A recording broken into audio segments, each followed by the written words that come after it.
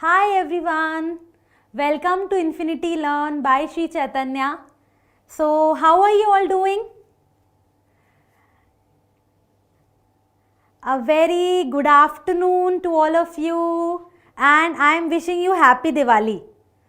Happy Diwali है क्या आज? Yes, come on let's say देखते हैं. कुछ लोग बोलेंगे मैम आपको क्या हुआ है, आज हैप्पी दिवाली है. मैम क्रिसमस भी निकल गया, अब तो न्यू ईयर भी निकल गया एंड आप अभी भी दिवाली वाली मोड पे ही हो क्या?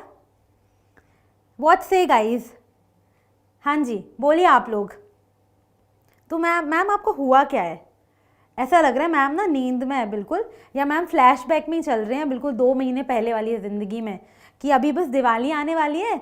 बट मैम बाहर आओ, रियलिटी देखो क्या हो रहा है रियलिटी में बच्चों. रियलिटी में मैम क्रिसमस भी निकल गया, अब तो न्यू ईयर भी निकल गया है ना. एंड आज 6 जनवरी है. तो मुझे तो ऐसा लग रहा है ना हमारे कुछ बच्चे भी ऐसे ही कर रहे हैं, बिल्कुल पढ़ाई वढ़ाई सब छोड़ छाड़ के और बस बैठे हुए हैं. उनको लग रहा है कि मैम अभी तो बहुत टाइम है एग्ज़ाम में, एंड एग्ज़ाम तो अभी आने वाला है. नहीं मैम बहुत टाइम है, अभी बहुत टाइम है. कुछ बच्चों को ऐसा लग रहा है ना कि मैम एग्ज़ाम तो बहुत टाइम है, आराम से पढ़ लेंगे यार. Hi Yuvraj, hi Ayush, hi Sonu, hi Liaquat, hi Monkey the Luffy, वाह क्या नाम है. No ma'am I was watching documentary. अरे वाह, पढ़ाई के टाइम डॉक्यूमेंट्री देख रहे हैं, वेरी गुड.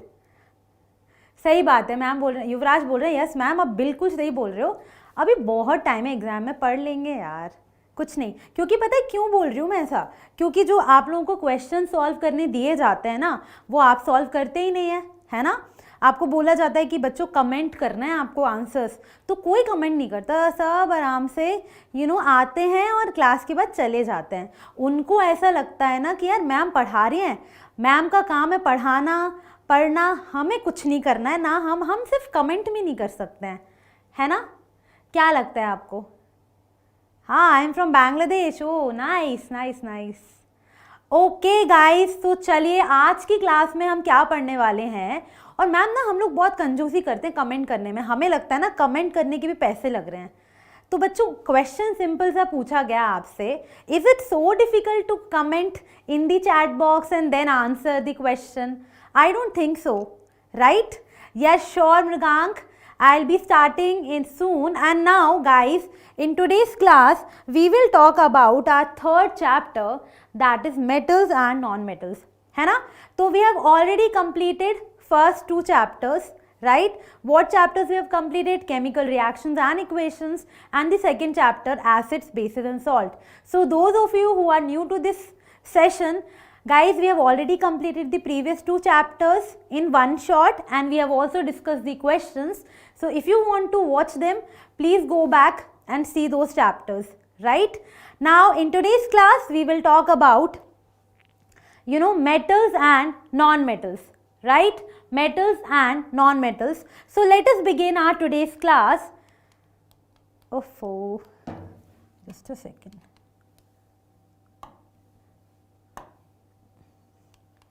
या okay, so let us begin. अभी मेटल्स की अगर हम बात करते हैं, so we will talk about the basic thing element. What is an element? Can you tell me any example of elements? What say? There was a glitch.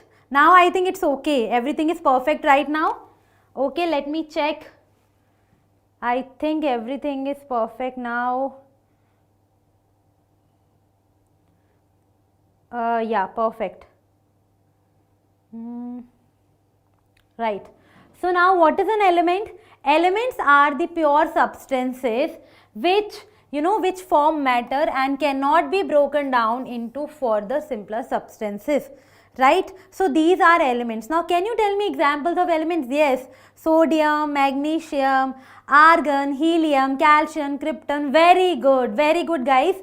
So see, elements can be divided into 3 categories: metals, non-metals and metalloids. So elements जो आपने अगर periodic table देखा होगा, इतना बड़ा सा periodic table होता है in which we have different elements, metals we have, non metals we have, metalloids we have, right?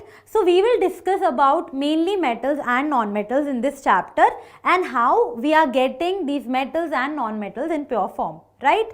So now basically when I am talking about total elements, so in periodic table there are 118 total elements, out of which maximum or majority are metals, right?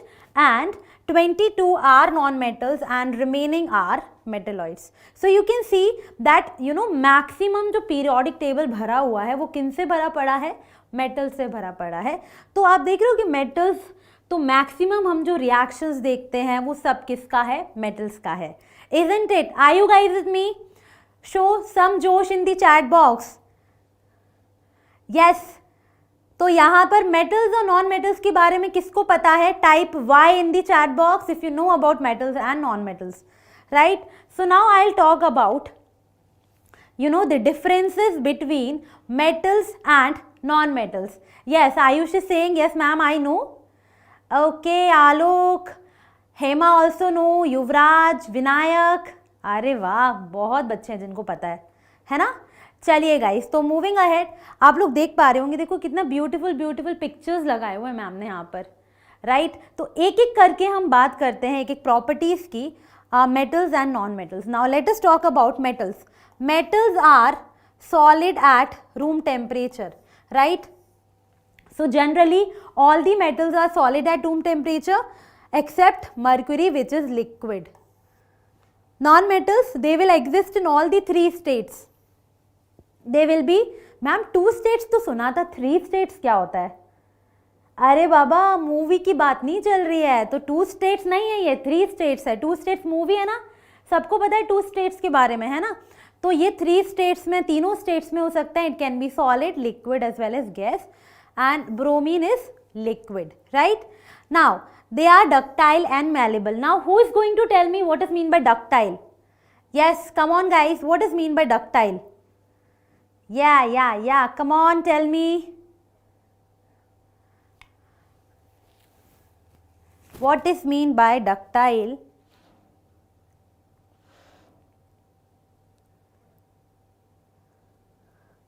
Okay, yes, correct. Mrigank is saying, ma'am, it is that property of a metal by which it can be drawn into thin wires, right? So as you can see in this picture, we can convert the metal into thin wires without breaking, right? So malleable means we can convert them into thin sheets without getting broken, right? Now next is non-ductile and non-malleable. So non-metals are not, following these two properties. They will break upon beating. When we are beating them, the non-metals will break down. They are brittle in nature. Next is sonorous and lustrous.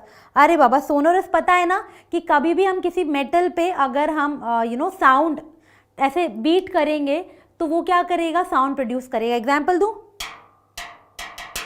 आवाज आ रहा है ना? तो यहाँ पर एक stand है जो कि मेटेलिक है, अगर मैं इसको टच कर रही हूँ तो उससे साउंड आ रहा है.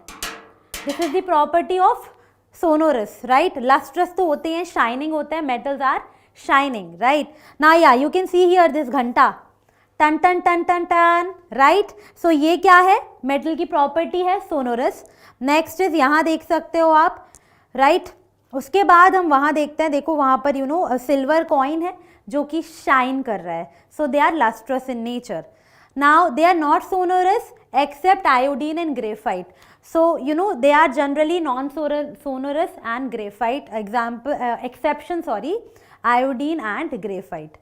उसके बाद when I am talking about the melting point of these metals, so metals are having, ma'am पहले PYQ करें या sample paper? PYQs, okay? लेकिन डिपेंड करता है आपने क्या पढ़ लिया है और कितना पढ़ लिया है, राइट? उसके बाद देखते हैं यहाँ पर मेल्टिंग पॉइंट ज़्यादा होता है except caesium and gallium, and they have low melting point except carbon जिसका मेल्टिंग पॉइंट बहुत ज़्यादा होता है, right? My name is Priya, it's my brother name, okay, no problem, ठीक है. अच्छा है आपने बता दिया, वरना लोग तो कितने फनी फनी नाम रखते हैं, राइट? ये तो नॉर्मल नाम था। चलो, very good. Now moving ahead, we will try to understand some more difference between metals and non-metals. When I am talking about the conductors, they are very good conductors of heat and electricity except lead and mercury. So generally all metals, sodium, magnesium, potassium, all these are good conductors of heat and electricity, but lead and mercury are not. They are poor conductors except graphite. Now they have high density, but sodium and potassium has low density, but here they generally have low density. Now moving ahead, metal oxides can be basic and amphoteric. So we will talk about this in today's class also, right? Metal oxides, so when metal reacts with oxygen we get oxide. Metal oxide is basic in nature, and non-metal oxides are generally acidic in nature. But yes, there are certain metal oxide guys, those are amphoteric in nature. Now please type in the chat box and tell me what is meant by the amphoteric nature of metal oxide. Next, now metals will displace hydrogen gas on reaction with dilute acids. So this also we will cover in the reaction of metals. Now non-metals cannot displace. Metal oxides are also ionic in nature. They are ionic in nature, and non-metal oxides are covalent in nature, right? Now yes, Yuvraj, very good. So what is mean by metal amphoteric? Amphoteric मतलब होता है those oxide will behave as both acid and base. Correct. Okay, so let us see. So let us see something. Now if you see the first picture, right, what is happening in the first picture? So basically density of metal is more than the density of water, so it is getting inside water. Next is, this is a non-metal, glass. So when I am trying to break it or draw into thin sheets of wire, it will break. This you can see this coating here, this is made up of non-metals, right? Because non-metals are bad conductors of heat and electricity, and this is metal, right? This is metal and this is made up of non-metal. So that is why we are using it for insulation. Now here if you see carbon is non-lustrous. Now here you can see some chemical reaction is taking place, okay?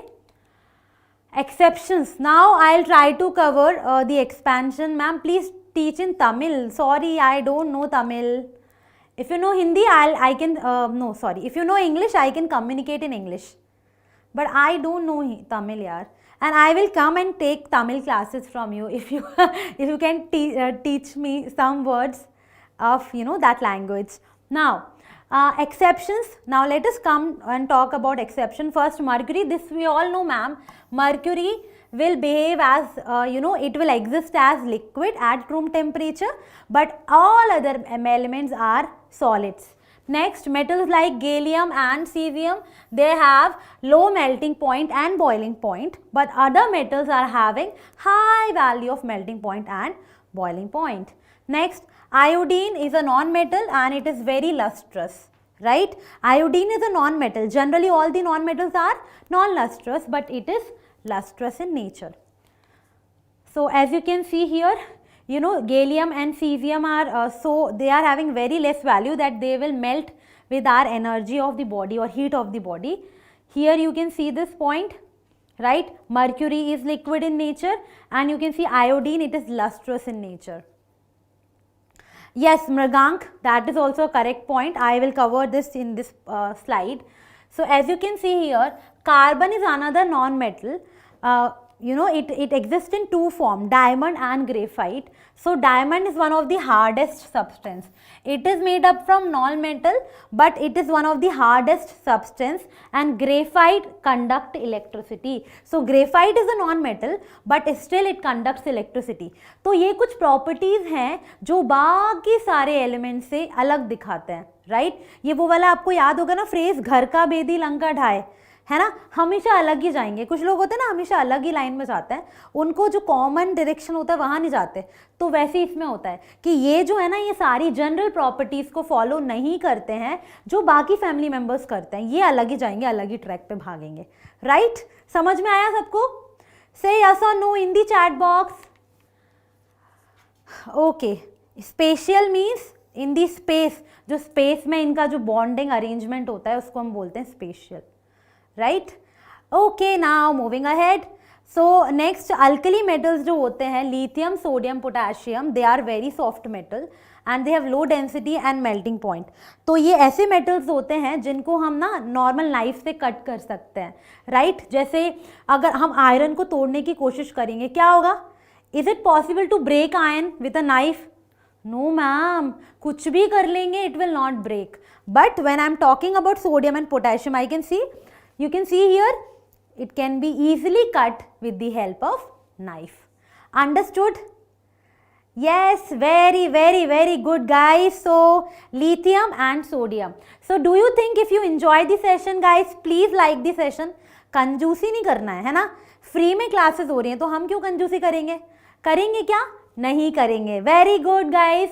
तो आपको अगर session अच्छा लगता है तो please like the session, share with your friends, subscribe the channel, ताकि आपको ना आगे वाले जो कितनी सारी क्लासेस हो रही हैं तो आगे वाली क्लासेस के अपडेट्स मिलते जाएंगे.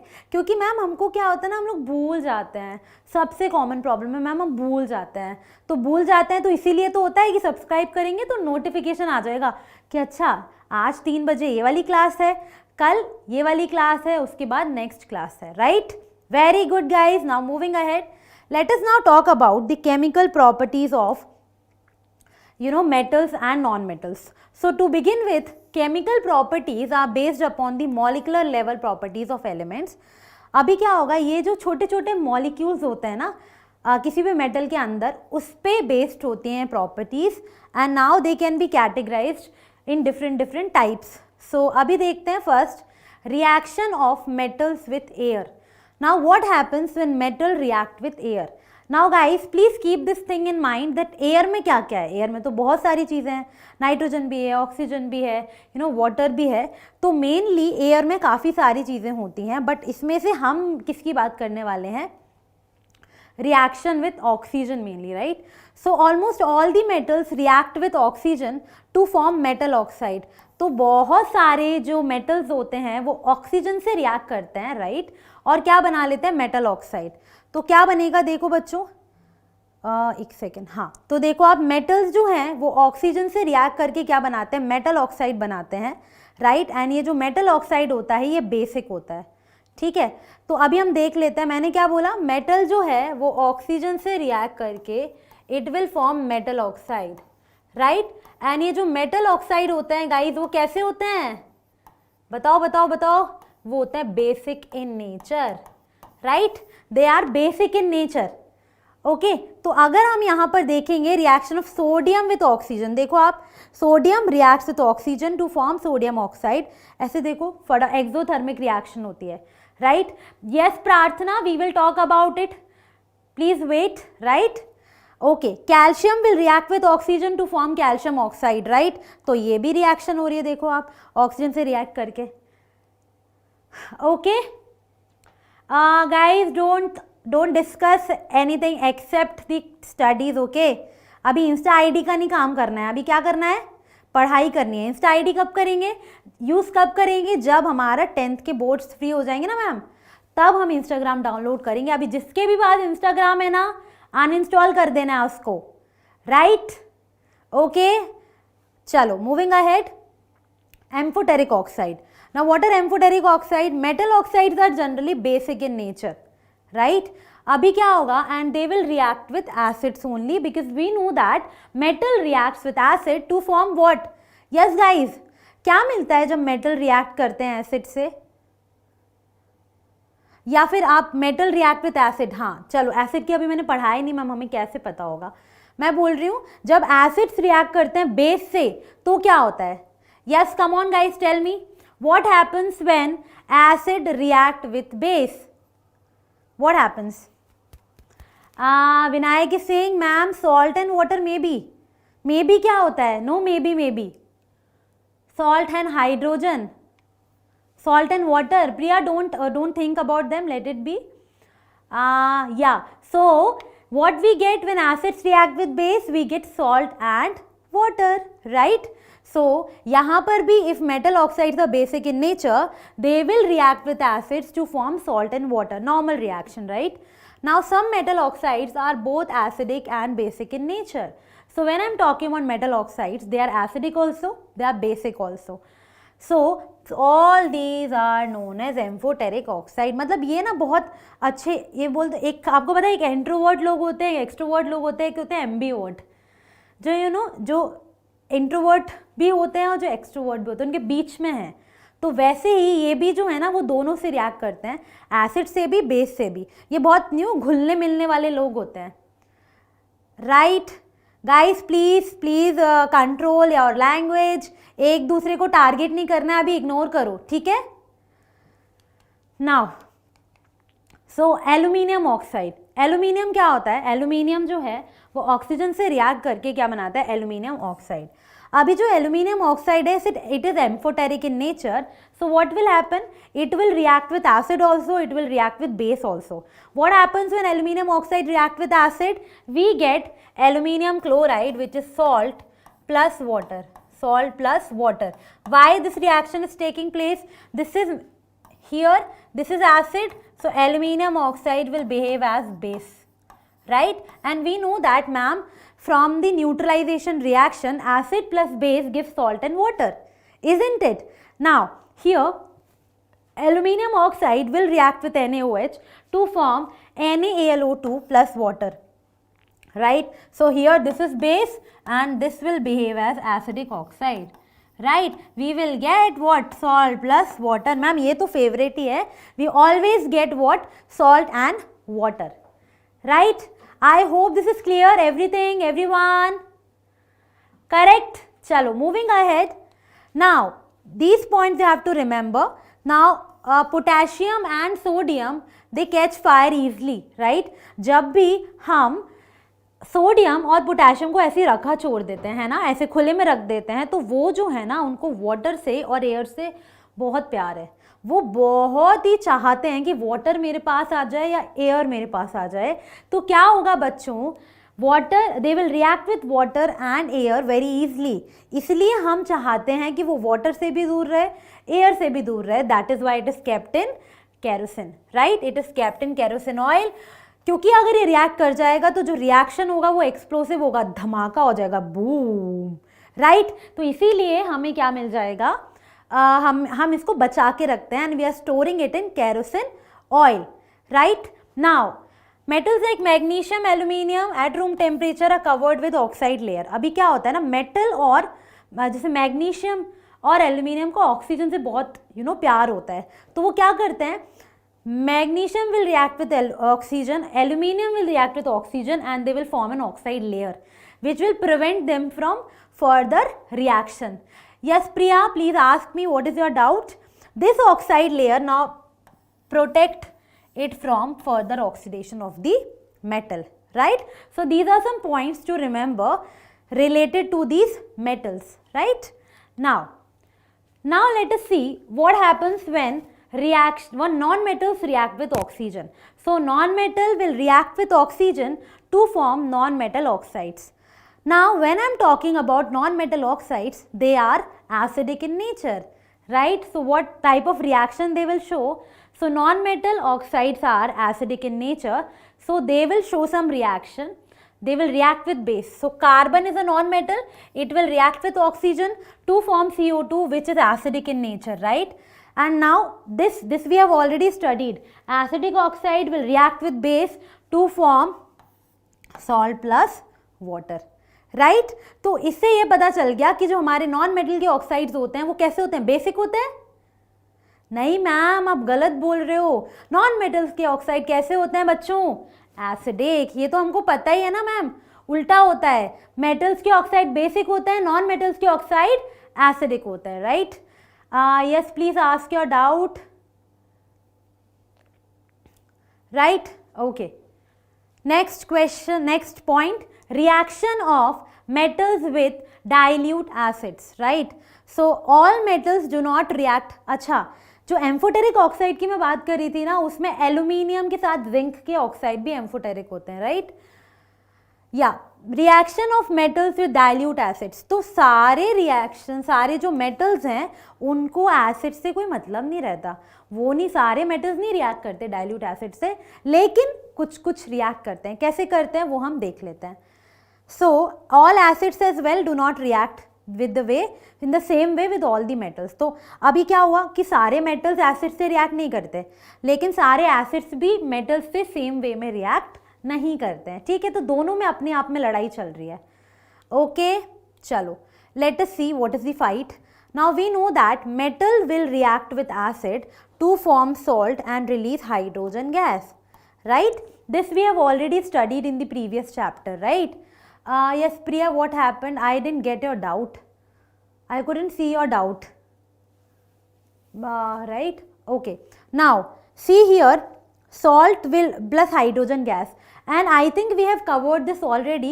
How we can detect the presence of hydrogen gas guys? hydrogen gas कैसे पता करेंगे,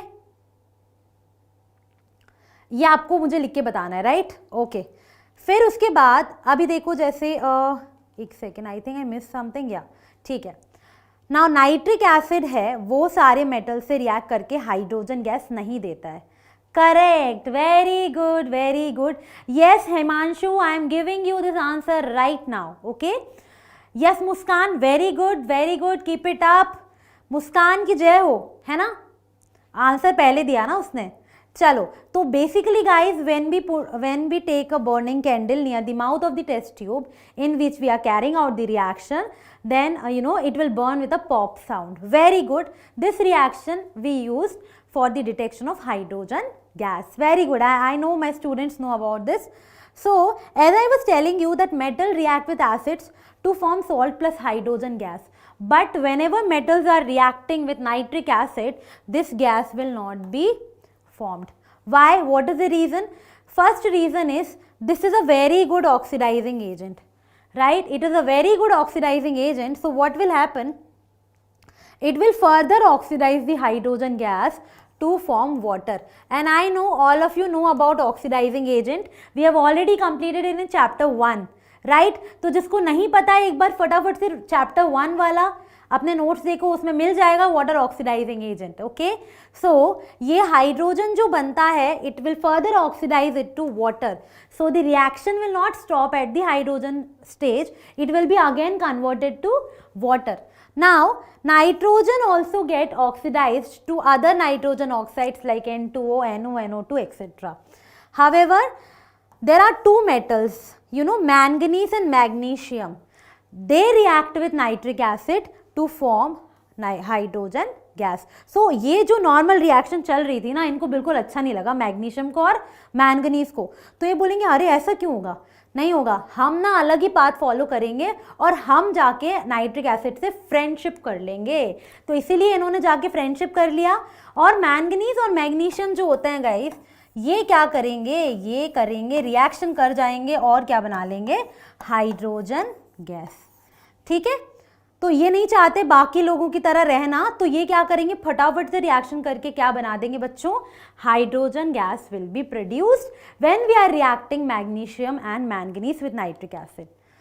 now suppose I am talking about reaction of aluminium metal with hydrochloric acid. So aluminium will react with HCl to form aluminium chloride. Similarly, magnesium will also react with hydrochloric acid. So I'll show you the reactions as well. So magnesium will react with HCl, aluminium will react with HCl to form salt plus release hydrogen gas. Right? Hi Rakhi, how are you? Why you joined late? You could have joined at 3 o'clock, isn't it? Come on, yes. Second point. Yeah, second point says that, there are generally elements will react with metals to release hydrogen gas. But all the elements are not showing this reaction. And all the metals are not reacting with nitric acid in the same way and produce hydrogen gas, right? Why? Because nitric acid is a very good oxidizing agent. So as soon as the hydrogen gas is formed, it converts it into water and the reaction will move forward, right? So all the metals will not react with nitric acid in the same way, but now manganese and magnesium are reacting with acids to release hydrogen gas, right? I am from class 9th, your student. Okay, Rakhi, आप foundation 9th batch, right? Okay, very good. Now, as you can see here, I hope you understood this. Now, moving ahead, let us talk about copper, silver, gold. अरे यार, इनको ना पता नहीं क्या problem है, ये किसी से भी रिएक्ट नहीं करते हैं. कॉपर, इनको ना, ये कुछ इंट्रोवर्ट लोग होते हैं ना, जिनको किसी से बात करने का ही मन नहीं होता है, वो आएंगे एक कॉर्नर पे बैठे रहेंगे, पढ़ के और वापस चले जाएंगे, राइट? वैसे ही यहाँ इनके साथ होता है बच्चों. ये कॉपर, सिल्वर, गोल्ड, या ये इन लोगों को भी बिल्कुल मन नहीं होता, राइट? ये बिल्कुल भी रिएक्ट नहीं करते. दे will not react with dilute acids eight all, right? Now moving ahead, reaction of non metals with dilute acids. तो नॉन मेटल्स जो हैं, they are not interested, not at all interested, ma'am, I am not at all interested. So क्या हो रहा है यहाँ पर बच्चों, ये जो है नॉन मेटल्स वो तो डाइल्यूट एसिड से दूर ही रहते हैं. अरे बाबा, इनसे दूर ही रहना है, एसिड है, गिर विर जाएंगे तो प्रॉब्लम हो जाएगा, एसिड से दूर ही रहो, right? Now moving ahead, reaction of metals with water. तो अभी क्या होगा, all metals do not react with water. मतलब ना नखरे पहले ही हैं इन लोग के, इतने नखरे हैं ना कि अभी बोला कि मेटल्स वाटर से रिएक्ट तो करते हैं, बट सारे मेटल्स जो हैं वो वाटर से रिएक्ट नहीं करते हैं, right? Okay, very good. Now ma'am, some metals are least reactive. Yeah, correct. Now all metals do not react with water, so metals react with cold water. ये silver, sorry, sodium, potassium, calcium, they will react with cold water. Iron, aluminium, जो you know medium होते हैं, moderate reactivity होती है, they will react with steam and they will react with hot water. So magnesium will react with hot water. Next, these metals are able to react with water. They will first form metal oxide and hydrogen gas. Then after some time, metal oxide will again react to form metal hydroxide.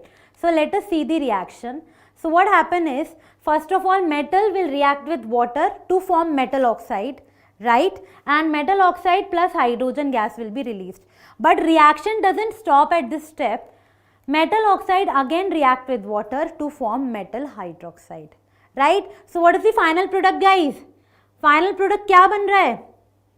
जल्दी जल्दी बोलो, क्या बन रहा है final product? Final product is metal hydroxide, right? I hope you understood this point, everyone.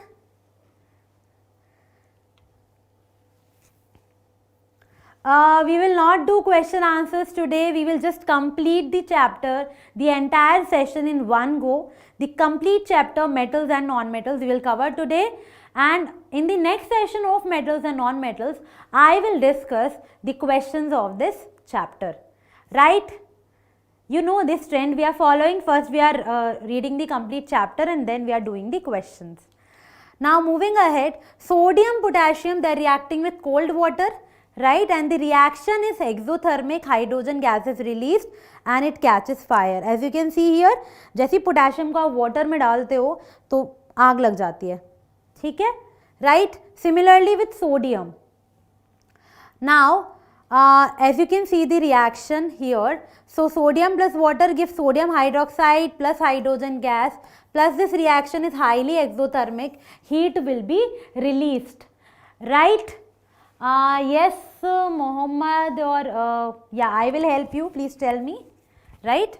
Now similarly potassium, ये ना बहुत ही ज़्यादा reactive elements होते हैं, तो ये ठंडे पानी से react कर जाएंगे और क्या करेंगे, hydroxide plus hydrogen plus heat will be released. Next, calcium does not react violently with water, but it will float. ये जो है ना, ये देखो float होने लगा है and साथ में आपको bubbles दिख रहे होंगे.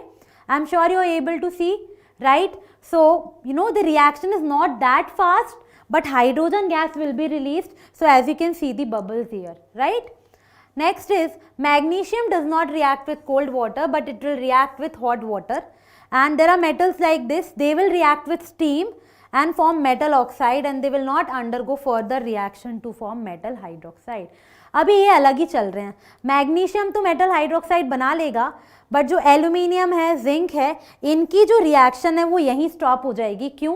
क्योंकि ये जो ऑक्साइड बना है ना, ये फर्दर रिएक्ट नहीं करेगा, ये प्रोटेक्ट करेगा मेटल को फर्दर रिएक्शन से, एंड इसमें हमें एल्यूमिनियम हाइड्रोक्साइड और zinc hydroxide will not be formed. The reaction will stop at the oxide stage only. Right? So we have seen different metals are reacting differently with water. Now अभी आ जाते हैं ये तो बिल्कुल भैया रिएक्ट ही नहीं करेंगे, इनको तो किसी से बात नहीं करना, ये बिल्कुल दूर रहो दूर रहो दूर रहो. ये वैसे वाले एलिमेंट्स हैं कि lead gold copper, they will not react with water at all. Right? Now moving ahead.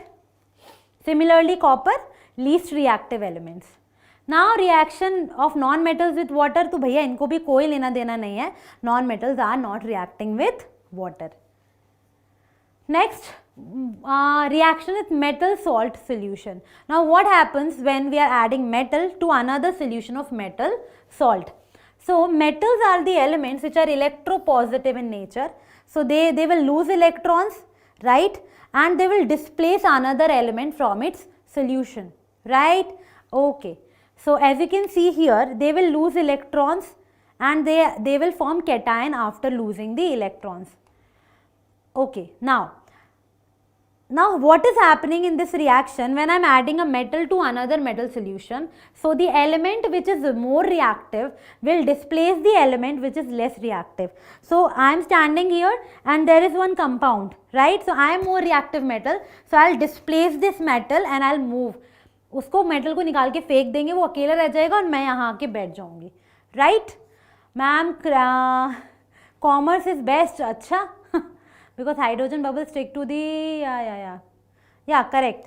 Next, so suppose if I have metal A, it will react with salt solution of B, so we will get metal B plus salt solution of A.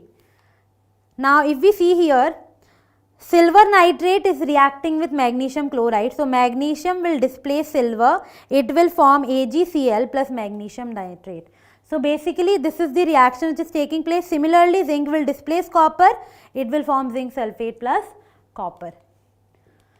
This is the reaction. Now, do all the metals react equally? No. The answer is no. So metals will be displacing each other on the basis of the reactivity series. Right? So guys, can you tell me any trick to learn the elements of reactivity series? Do you know any trick, guys? Say yes or no. What do you think? So what is reactivity series, guys? See, reactivity series is a series or arrangement of elements in which they are arranged in the decreasing order of reactivity, right? Now we know that the metal which is more reactive will displace the element or metal which is less reactive, right? So this is the reactivity series. Potassium, sodium, calcium, magnesium, aluminium, carbon, zinc, iron, lead, hydrogen, copper, silver, gold and platinum, right? So these are the metals. Now what is the trick, guys? आपको trick जाननी है क्या? किस trick से हम इस reactivity series को याद करेंगे? राइट? तो कैसे लिखेंगे please? Sorry, please send cats, monkeys, please send cats, monkeys and careful, not careful and calm, I think it will better. So please send cats, monkeys and calm zebra in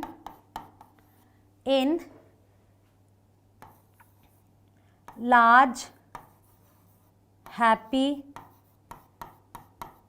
cages made of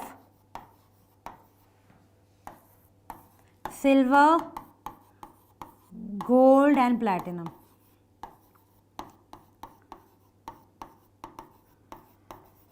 So this is the trick to learn the elements of reactivity series. Kedarnath का मामा आलू ज़रा फीके पकाता है. Okay, very good. तो हिमांशु ने एक trick बताई है. मैम बोले केदारनाथ का मामा आलू ज़रा फीका पकाता है. राइट. एक और ट्रिक बताइए. Please stop calling me a zebra, I like Harry, call me Sita gold. So there are different tricks. Right. एक मैं जो बता रही हूँ वो है please send cats, monkeys and calm zebra in large happy cages made of silver, gold and platinum. So guys, this is for potassium, this is for potassium, sodium, calcium, magnesium. Then after magnesium we will have aluminium, carbon, zinc, iron, right, फिर lead, right, फिर hydrogen, फिर copper, made for mercury if mercury is there. Of we are not using silver, gold and platinum. So this is the trick to learn the elements, right. अगर हाँ, there can be different tricks guys. ज़रूरी नहीं है एक ही trick होगी, ऐसी बहुत सारी ट्रिक है. ऐसी एक ट्रिक मैंने आपको बताया है. क्या लिखेंगे? Please send cats, monkeys and calm zebra in large happy cages made of silver, gold and platinum. Right. Now after this, reactions between metals and non-metals. Now what happens when metals react with non-metals? So guys, metals जो हैं वो highly electropositive होते हैं. Right. They have extra electrons in the outermost shell. They can easily give these electrons. तो ये metals जो होते हैं ना, they are donors. ये जनरली दान देने वाले लोग होते हैं कि यार आओ इलेक्ट्रॉन्स लेके जाओ. Right. And on the other hand non metals are very लालची people. They want electrons. Right. So जो मेटल्स जैसे अच्छे लोग हैं ना, वो नॉन मेटल्स जैसे लालची लोगों को अपने इलेक्ट्रॉन्स दे देते हैं and they are forming ionic compounds. Right. So metals are electropositive in nature guys. They can easily lose electrons. Right. And they will form cation. Okay. whereas non-metals are electronegative in nature, they will gain electrons to form anions. जब भी एक electropositive element, अगर एक electropositive element है, एक electronegative element है, तो क्या होगा? ला ला ला ला ला. ये क्या करेंगे? एक दूसरे के पास में आएंगे. एक पॉजिटिव है, एक नेगेटिव है, इनके बीच में होंगे इलेक्ट्रोस्टैटिक अट्रैक्शंस एंड वो इलेक्ट्रोस्टैटिक अट्रैक्शंस को we call as ionic bond. And the compounds which are formed when metals react with non-metals are known as ionic compounds, right? Kareena ने कार मांगी ऑल्टो जेन फरारी, फिर भी मिली क्यों सिल्वर प्लेटेड ऑडी. तो बच्चों देख लो आप, कितनी सारी ट्रिक्स आपको मिल रही हैं. चैट्स में ही अगर किसी को कोई ट्रिक पसंद आती है तो आप वो देख सकते हैं. मैंने तो इंग्लिश में ऑलरेडी ट्रिक आपको बताई है. राइट. ठीक है. चलिए, अभी इलेक्ट्रोपॉजिटिव क्या होता है? Electropositive element is this one. It sodium has the electronic configuration 281. Everyone wants to complete, पेट भरना है सबको अपना, है ना. इंसान, हम लोग क्यों पढ़ाई कर रहे हैं? क्यों पढ़ाई कर रहे हैं? क्योंकि हम ना स्टेबल होना चाहते हैं लाइफ में, जॉब करना चाहते हैं, अच्छा खाना चाहते हैं. राइट. तो हम अपना पेट भरना चाहते हैं. राइट. वैसे ही जो एलिमेंट्स हैं वो क्या करना चाहते हैं? वो अपना एट भरना चाहते हैं. एट. वो चाहते हैं कि उनके आउटर मोस्ट शेल में कितने इलेक्ट्रॉन्स होने चाहिए? 8 इलेक्ट्रॉन्स होने चाहिए बच्चों. तो इसीलिए sodium can easily give this 1 electron and will complete its octet, right, and it forms the cation. Now chlorine के पास ऑलरेडी 7 इलेक्ट्रॉन्स है, इसको 8, तो इसको भी भरना है. राइट. इसको भी 8 का कंप्लीट, 8 का रूल सबको पता है ना कि क्या करना है. इसको भी अपने आउटर मोस्ट शेल में चाहिए 8 इलेक्ट्रॉन्स. तो ये क्या करेगा? 1 इलेक्ट्रॉन को गेन कर लेगा and it will form Cl- ion. Right. Now let us see what is happening. So यहाँ पर क्या होगा? यहाँ पर Na और Cl, तो ये इलेक्ट्रोपॉजिटिव और इलेक्ट्रोनेगेटिव एलिमेंट के बीच में मैंने क्या बोला? ला ला ला होगा. यहाँ पर एक इलेक्ट्रोपॉजिटिव है, एक नेगेटिव है, तो ये क्या करेंगे? आपस में आसपास आ जाएंगे और क्या बनाएंगे? बॉन्ड बनाएंगे, जिसको हम बोलते हैं आयनिक बॉन्ड या फिर electrovalent bond. Now what is the general observation? General observation is कि जो हमारे मेटल्स होते हैं ग्रुप 1, ग्रुप 2 और ग्रुप 13 के, वो हाईली इलेक्ट्रोपॉजिटिव होते हैं, वो होते हैं towards the left of the periodic table, and right में जो होते हैं 15, 16, 17, ये सबसे ज़्यादा लालची लोग हैं, इनको चाहिए इलेक्ट्रॉन्स, राइट। तो ये जो हैं देने वाले, ये हैं लेने वाले। हा मज़ा ही आ गया, कोई देने वाला है कोई लेने वाला है, तो क्या हो जाएगा बच्चों, ionic compound will be formed, right? So such compounds which are formed on the reaction of metal with a non-metal are known as ionic compounds. Now let us talk about the properties of ionic compound, guys. So properties, first of all, physical nature. So ionic compounds are hard, solid, right? They are very hard, they are solid in nature, right? Because they are held together by strong forces. Next is melting point, boiling point. अभी इनके बीच में जो जोड़ है वो अटूट है, राइट। प्लस माइनस का हमेशा ऑपोजिट अट्रैक्ट्स होते हैं, राइट। तो ऑपोजिट अट्रैक्ट की वजह से जो बॉन्ड बनता है वो बहुत स्ट्रांग है। तो अगर आपको ये बॉन्ड को ब्रेक करना है तो आपको ज़्यादा से ज़्यादा दम लगानी पड़ेगी, तो ब्रेक करने के लिए आपको ज़्यादा एनर्जी देनी पड़ेगी। That is why they are having high value of melting point and boiling point. बोलते हैं ना फेविकॉल का मजबूत जोड़ है, ऐसे नहीं टूटेगा, फेविकॉल नहीं फेविक्विक बोलना चाहिए, है ना, इजंट इट गाइज, राइट। तो इसीलिए यहाँ पर क्या हो जाएगा बच्चों, हाई मेल्टिंग पॉइंट और बॉइलिंग पॉइंट इनका होता है। तो देखो आप जैसे NaCl की बात करते हैं तो 801, बॉइलिंग पॉइंट देखो कितना है। सिमिलरली बाप रे, ये कभी हम क्रिएट कर सकते हैं नॉर्मली, नहीं, बहुत ही गर्म होते हैं, राइट। बॉइलिंग आसानी से मेल्ट या बॉयल नहीं होते। कंडक्शन ऑफ इलेक्ट्रिसिटी, अभी आयनिक कंपाउंड है, NaCl है, अगर NaCl में आप नॉर्मल वायर कनेक्ट करके और आपने सेटअप कर दिया तो क्या बल्ब ग्लो होगा? नहीं होगा मैम। क्यों नहीं होगा? क्योंकि in solid NaCl I don't have any free Na plus and Cl minus ions, right? No, you don't have to remember these boiling points value. I'm just giving you example that these are having very high values.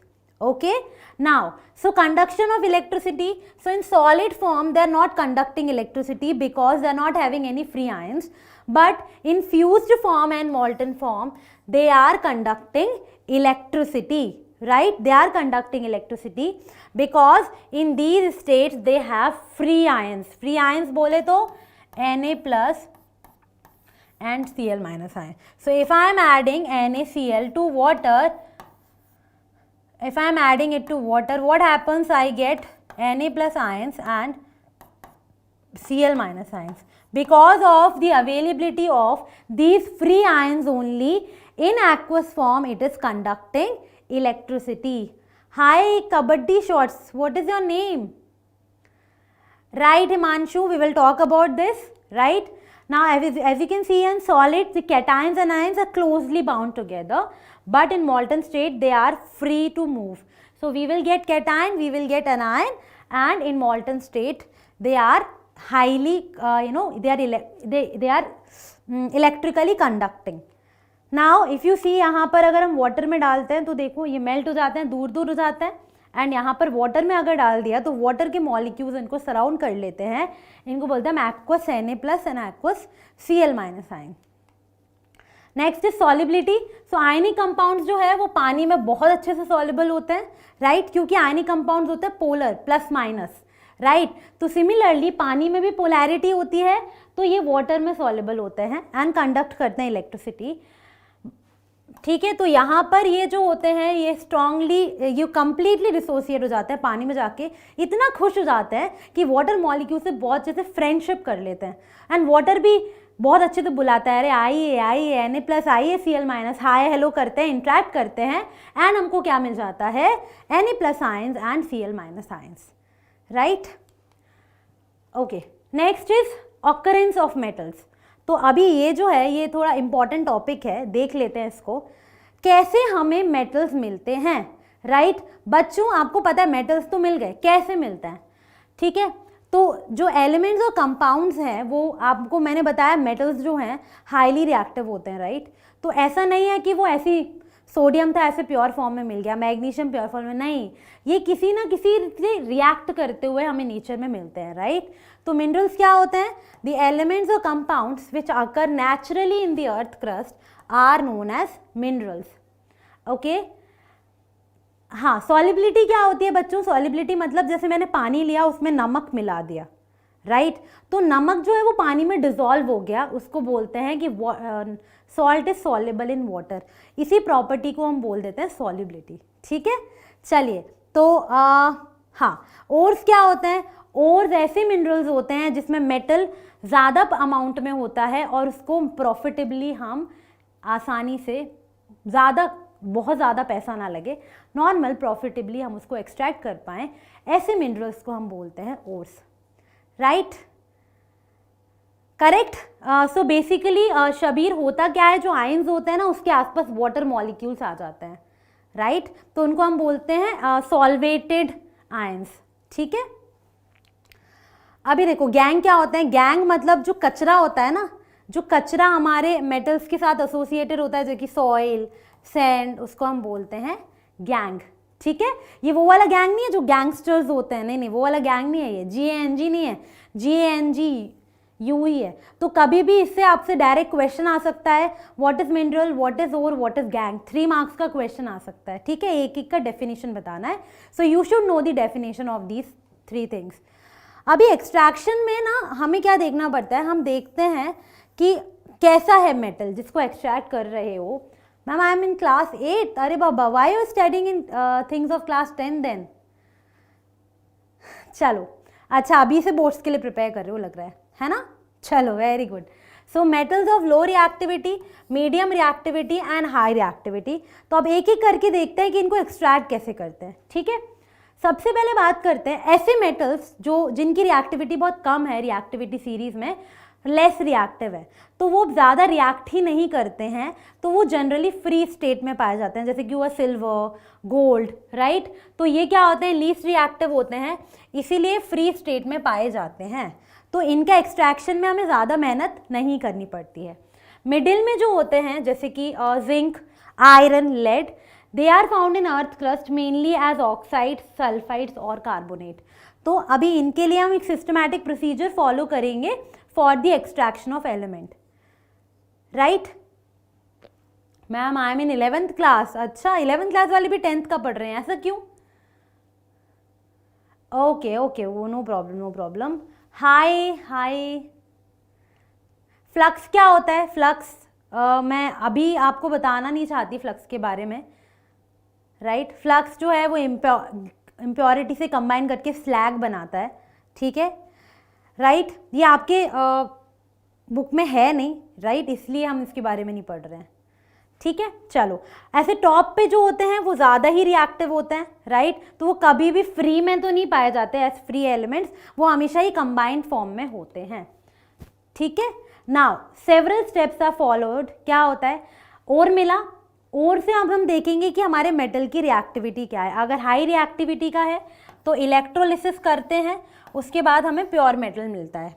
ठीक है, medium reactivity का होगा तो देखेंगे carbonate है या sulphide और है।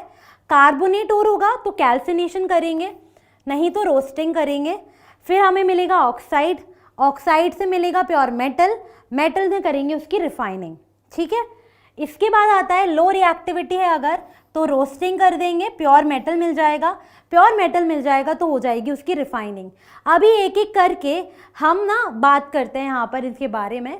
ठीक है ma'am, Alok, what is compound? Compound is formed when elements are combining together in a fixed ratio. Yeah, that is what Himanshu I was telling you. ठीक है, yes Priya, don't use abusive words in the class, it is not good. Metallurgy क्या होता है? Systematic procedure which we follow for the extraction of metal, उसको बोलते हैं metallurgy. तो सबसे पहले 3 स्टेप्स देखते हैं, enrichment, obtaining metal from ore and then its refining. So सबसे पहले आप बात करेंगे extracting metals low in the reactivity series. तो ये जो मेटल्स है जनरली अनरिएक्टिव है, तो इनको अगर हमें प्योर मेटल ऑक्साइड के फॉर्म में है तो हम वो ऑक्साइड को हीट करेंगे और हमें प्योर मेटल मिल जाएगा। प्योर मेटल नहीं मिलेगा, प्योर मेटल के लिए रिफाइनिंग करनी ही पड़ेगी हमेशा, राइट। सो जैसे mercury, mercury is obtain from cinnabar, cinnabar is HgS। So when we are heating this is okay. Now we will talk about roasting and calcination. Guys, do you know about roasting and calcination? What is roasting? What is calcination? Come on, tell me.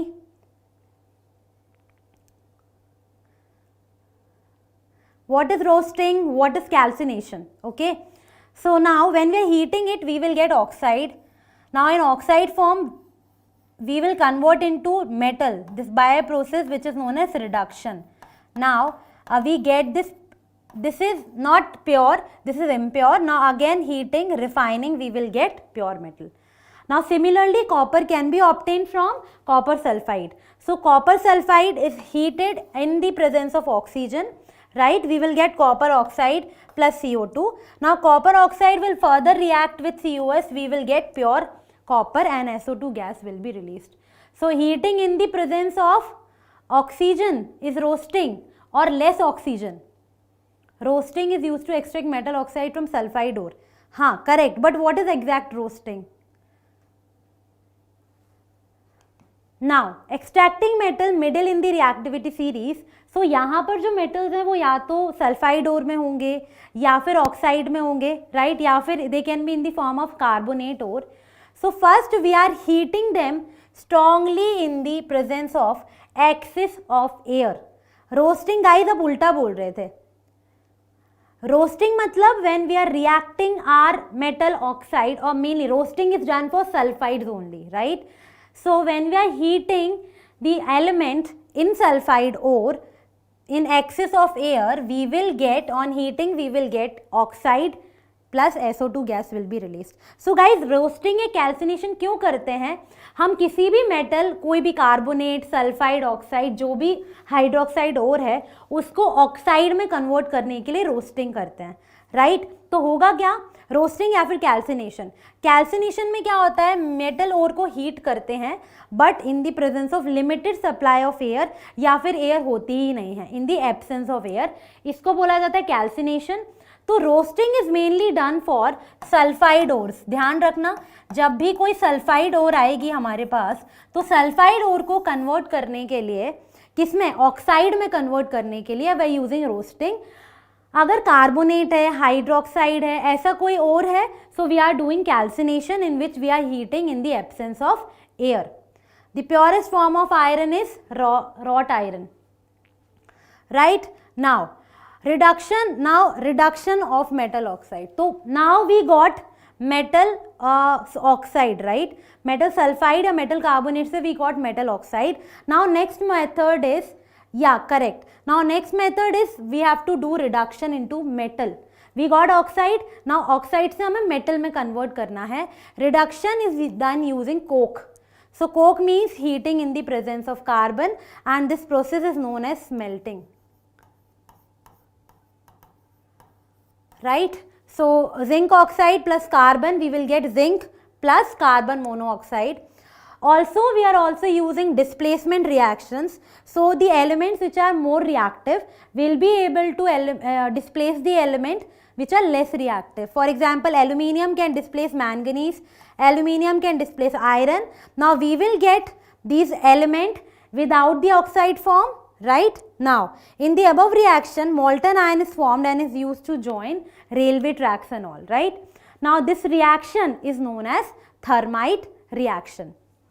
Now after this, moving ahead, extracting metals in the top in the reactivity series, right?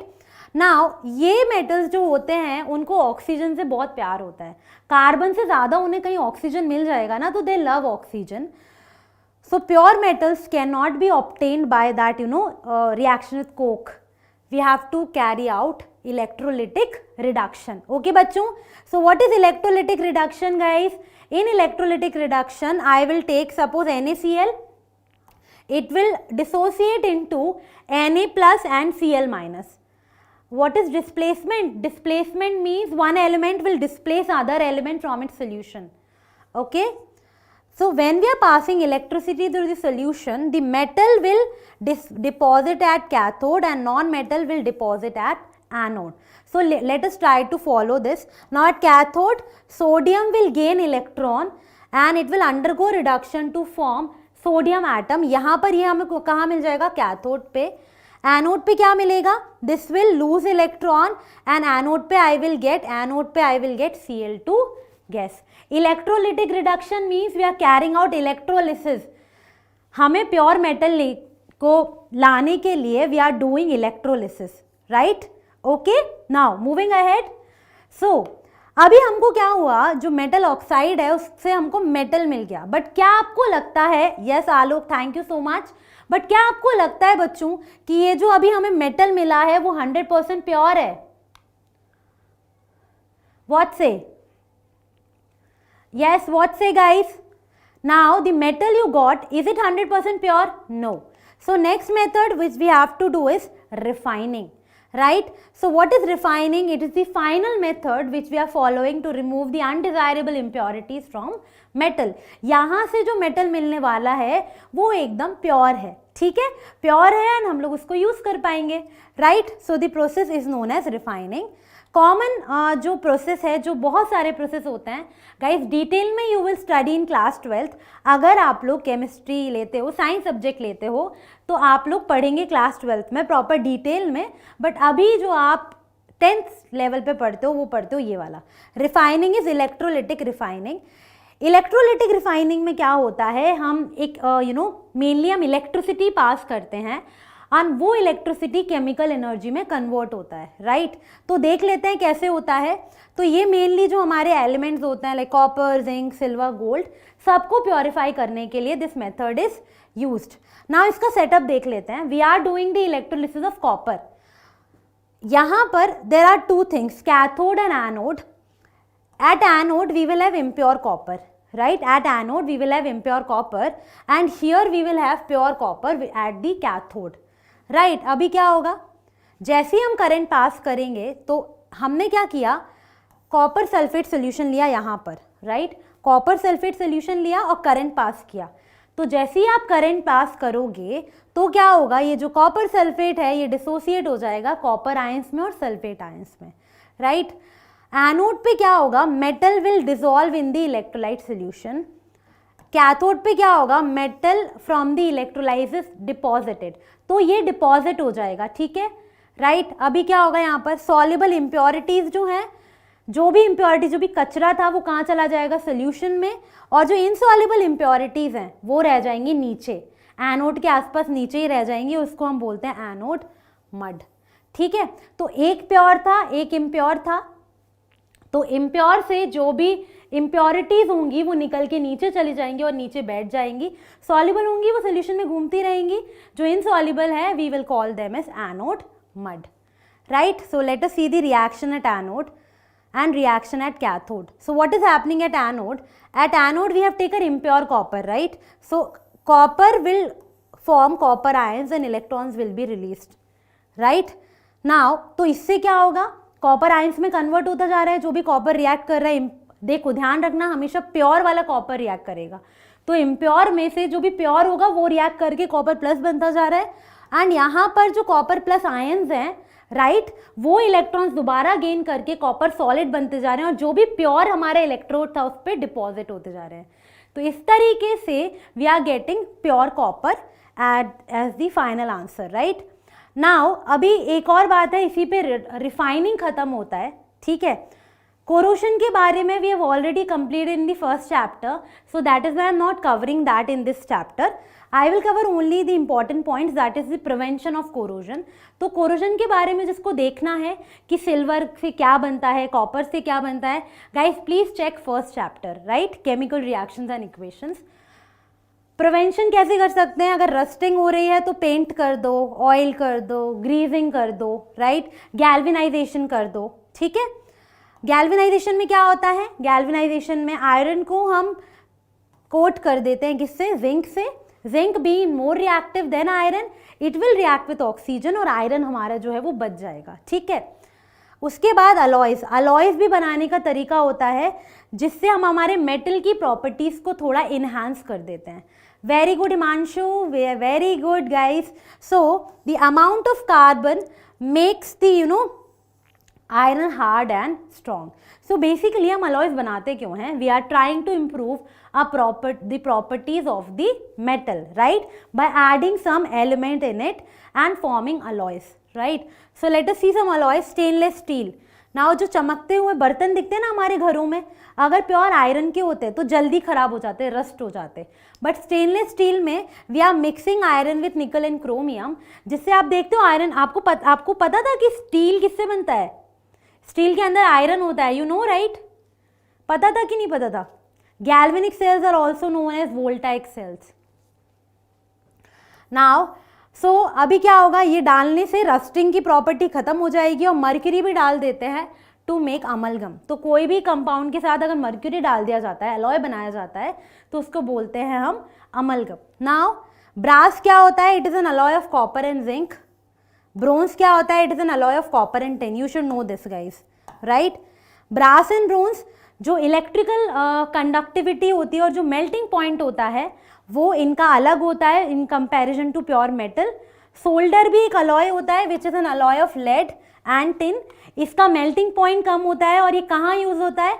It is use for making welding electrical wires. Yes correct, nichrome भी होता है निकल और chromium का alloy. Very good guys, ठीक है। तो ये कुछ अलॉयज हैं, यू शुड नो देम, क्योंकि एमसीक्यूज में आपसे पूछ सकते हैं, you know, alloy of copper and zinc is, या alloy of copper and tin is, okay. अभी देखो इस टाइप के ना क्वेश्चंस आते हैं, आपको पता होगा, आते हैं, पैराग्राफ दिया होता है पूरा, राइट, एंड उसके बाद क्वेश्चंस दिए होते हैं, है ना। तो मैं जानना चाहती हूँ कि क्लास में मेरे जितने भी बच्चे हैं उनमें से कितने लोगों को इनके आंसर्स पता हैं। तो फटाफट से इसका स्क्रीनशॉट ले लो, या वीडियो में तो आपको मिलेगा ही ये जो क्वेश्चन है ना बच्चों, इसके आंसर मुझे कमेंट बॉक्स में चाहिए, ठीक है। करोगे आप लोग, दोगे इसका answer? alloy is formed by the mixing elements, two or more metals, right? They are not chemically reacting but they are forming some new compound जिसको हम alloy बोलते हैं, right? तो ये तो फर्स्ट क्वेश्चन। ऐसे ही there are total 5 questions, okay. तो जो भी कमेंट बॉक्स में आंसर करने वाला है ना उसको मिलेगी चॉकलेट। तो किस किस को चॉकलेट चाहिए गाइस, राइट? किस किस को चॉकलेट चाहिए? तो जिसको भी चॉकलेट चाहिए ना वो लोग क्या करेंगे, कमेंट बॉक्स में इस क्वेश्चन का आंसर देंगे, ओके। तो जो पैसेज था उससे रिलेटेड देयर आर 5 क्वेश्चंस। तो अगर आपको यू नो ऐसे टाइप के क्वेश्चन से डर लगता है या फिर लगता है मैम ऐसे क्वेश्चंस डिफिकल्ट होते होंगे, तो कोई बात नहीं, ट्राई करके देखो, एंड इन क्वेश्चंस के आंसर आपको कहाँ देना है? इन दी कमेंट बॉक्स, राइट? ठीक है। अभी देख लेते हैं नेक्स्ट क्या है। अभी देखो 6 जनवरी है, ये वाला सेशन हो चुका है। नेक्स्ट सेशन है आपका बायो, देविका मैम के साथ, राइट? रेस्पिरेशन। कल भी क्लासेस होंगी, कल है मैथ्स और बायो की class, right? So that's all in this class guys. तो आपको क्या करना है, जो भी मैंने क्वेश्चन दिया है उसका आंसर आपको कहाँ देना है? कमेंट बॉक्स में। तो देखते हैं कितने लोग आंसर देते हैं, right? So that's all in this session. I will see you again in the next class, जिसमें हम लोग इसके क्वेश्चंस डिस्कस करने वाले हैं, राइट? तो पढ़ के आना है, एंड सेशन को अगर अच्छा लगा है तो क्या करना है? Like, share and subscribe. So that's all from my side guys, signing off. I will see you again in the next class. Bye bye.